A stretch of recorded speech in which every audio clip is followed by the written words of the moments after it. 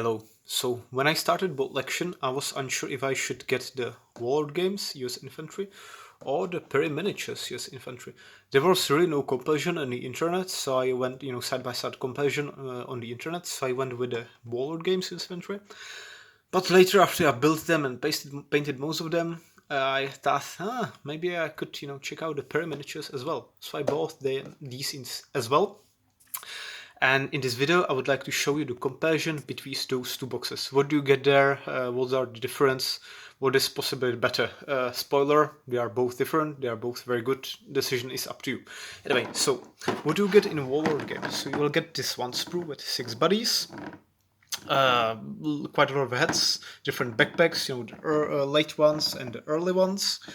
And you'll get this 5 times, and also bases, which are not pictured here because I have all of them glued.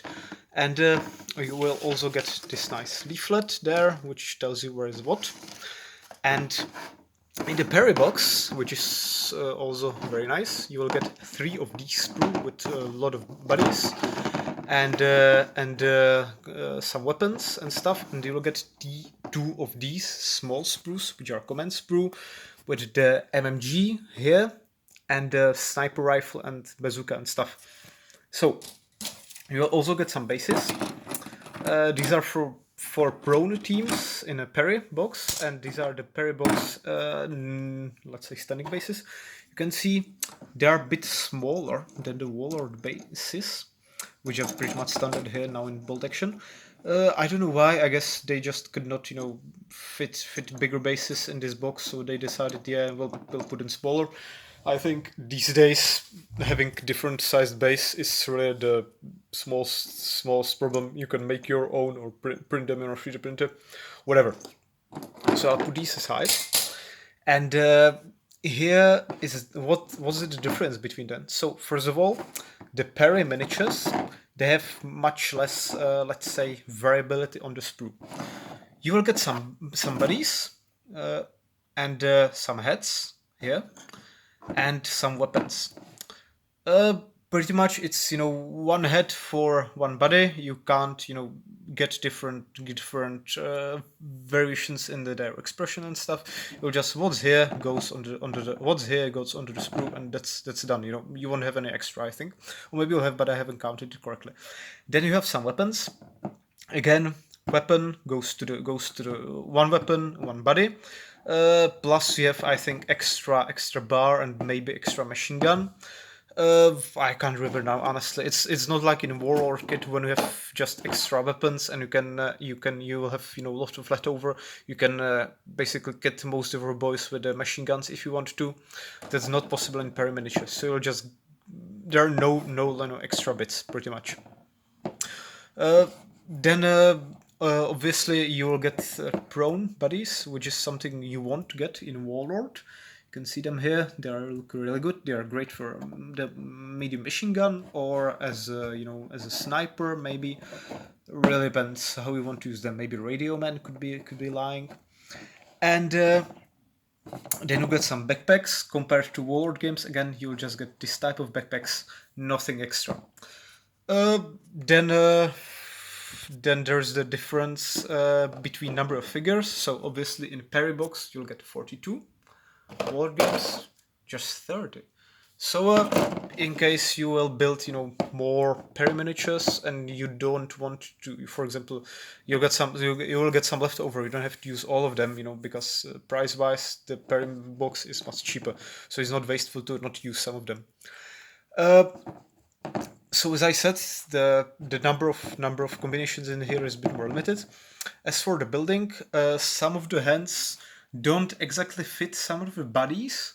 However, the difference is not that big, and it basically won't be visible from the tabletop. It just will be a bit more fiddly to build. Obviously, the Perry box is much more fiddly because, well, the figures are much more realistic proportionate. Here's the comparison. Here you have the Warlord Games on the right, Perry on the left. So you can see that the Warlord Games is much more bulky. It just has much more width in him. He's just bigger to do, you know, bigger width of the figure.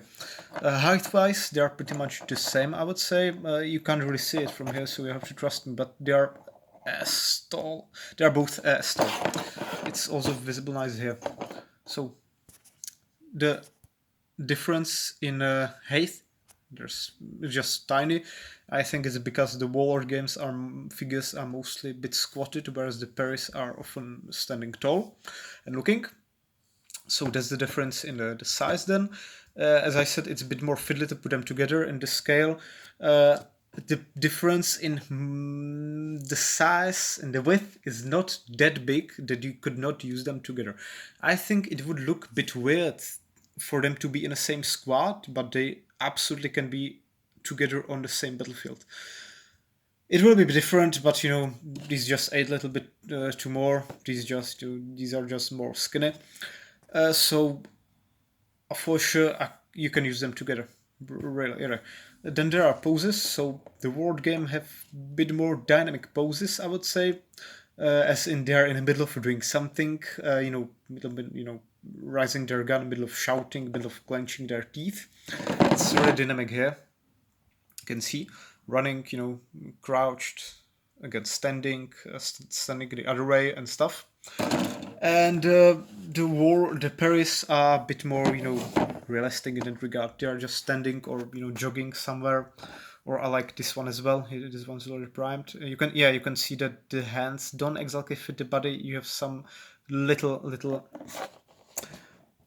gap here between the torso and the arms. But this one looks like he's, you know, jumping into the trench or something, or going down to the crater or something like that. So yeah, so the poses are different. It's really up to which ones you prefer. I like both, really. They are both great. The detail on the figures, it's comparable. The Perry Miniatures has a bit less crisp detail, but again, that's because their scale is more realistic, so you can't really fit so many folds on a little space. Also, the bags on Perry Miniatures are already molded in. I'm not sure you can see it correctly. Are already molded in. Whereas on the Warlord Games, you can glue them, you know, this little canteen, the bags, the canteen with knife here, and this little bag, you can all glue that to the mini. Whereas the Perry Miniatures, you just glue in the bag if you want to. So here is a without backpack, here is with the backpack. So these are the differences. As I said, they are both great. They'll both look really good. The painted comparison, I think there's pretty much not a big difference. Perry on the right, Warlord on the left. I think both, if they are painted, the difference is a bit less stark. Both of them go well together. Paris, you have to, you know, look for which hands are better on which figure, but in the end you'll find out, and I think it will look great.